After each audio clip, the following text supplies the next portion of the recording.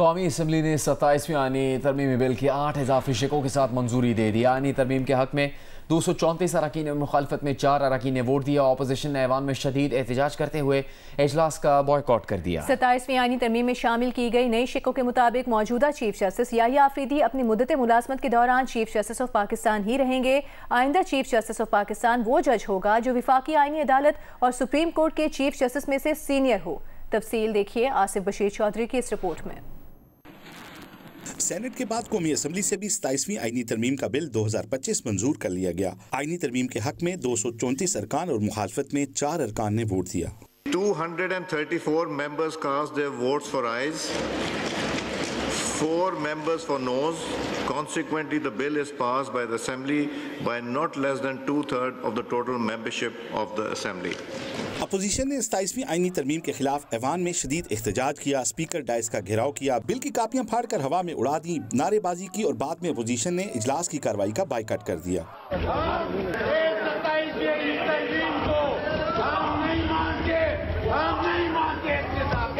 आईनी तरमीम के मुताबिक सदर मुमलिकत के खिलाफ ताहियात क्रिमिनल कार्रवाई नहीं होगी, ना गिरफ्तार किया जा सकेगा। चीफ ऑफ डिफेंस फोर्सेज का ओहदा मुतारिफ कराया गया है। आर्मी चीफ ही चीफ ऑफ डिफेंस फोर्सेज होंगे। Chairman joint chief of staff का ओहदा खत्म कर दिया गया। Field marshal, marshal of air force और एडमिरल ऑफ फ्लीट के ओहदे आइन में शामिल किए गए हैं। ये कौमी हीरोज होंगे, ताहियात वर्दी में रहेंगे। उन्हें सदारती तर्ज का इस्तिस्ना भी हासिल होगा। आईनी तरमीम के मुताबिक वफाकी आईनी अदालत कायम की जाएगी। सुप्रीम कोर्ट वफाकी आईनी कोर्ट के फैसले की पाबंद होगी, ताहम आईनी कोर्ट सुप्रीम कोर्ट के फैसले की पाबंद नहीं होगी। वफाकी वजीर कानून और इंसाफ सेनेटर आजम नजीर तारड़ ने 8 नई तरामीम की फहरिस्त ऐवान में पेश की।